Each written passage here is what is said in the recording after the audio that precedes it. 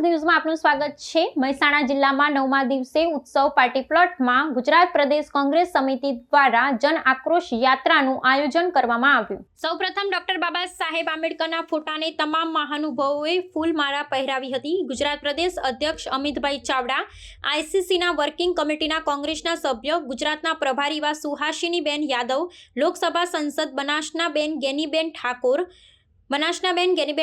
બાહોસ અને લડાઈ નેતા વડગામના ધારાસભ્ય જિગ્નેશ મેવાણી, વિરોધ પક્ષના નેતા તુષારભાઈ ચૌધરી, કોંગ્રેસ પ્રવક્તા હિમાંશુભાઈ પટેલ, મહેસાણા જિલ્લા કોંગ્રેસ પ્રમુખ બળદેવજી ઠાકોર, મહેસાણા જિલ્લા મહિલા પ્રમુખ ગીતાબેન પટેલ, માજી ધારાસભ્ય ભરતજી ઠાકોર તેમજ અન્ય તમામ કોંગ્રેસી કાર્યકર્તા અને હોદ્દેદારો તેમજ ભાઈઓ અને બહેનો મોટી સંખ્યામાં હાજર રહ્યા હતા।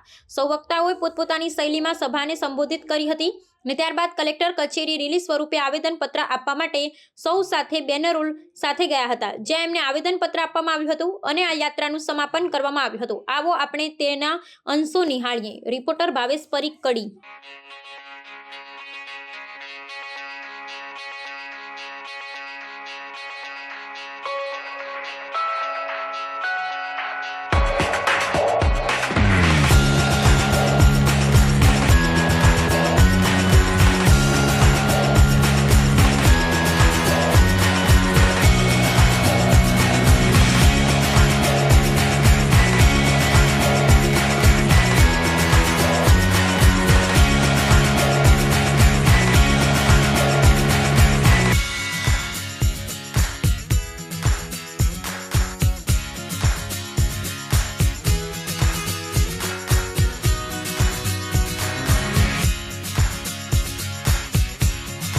આવા ન્યૂઝ જોવા માટે સાબર આવાઝ યુટ્યુબ ચેનલને સબસ્ક્રાઇબ કરો અને લાઇક કરો, જેથી હવે પછીના દરેક સમાચાર સબસ્ક્રાઇબ કરેલા હશે તેઓને નવા સમાચારની માહિતી મળી જશે।